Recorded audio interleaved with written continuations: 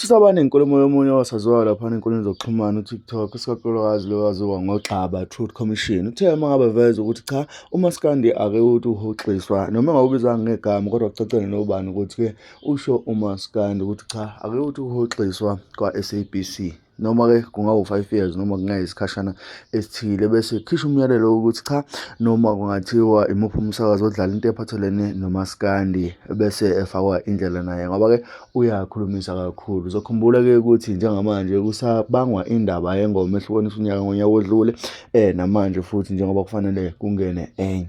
Angazi-ke mlaleli wami noma-ke lolu vo luzosebenza nilale insizwa awuyizwa ukuthi thina bese hlangana kwe-comment section.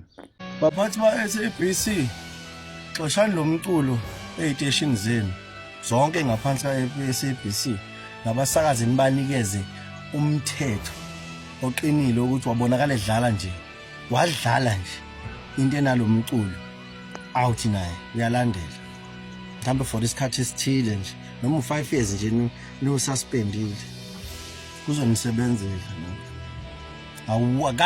Akazi kube nohlobo lomculo olukhulumisa kangaka. Kade ingoma zayihlukanisa wonke alakatha osinyaka obani omabri kudala omafikizolo kudala, akaze emkokhozini kube nomsindo ongaka. Xoshani lo mculo lo iwona niwumise nje noma 10 years nithi uyobuya sebezazi bafunani kini phela akuzukusebenzeka kuyo indlela yokusebenza lena nizosetshenziswa ngayo lokhu niyakhonjwa nikhonjwa ama-artist angisithi tight.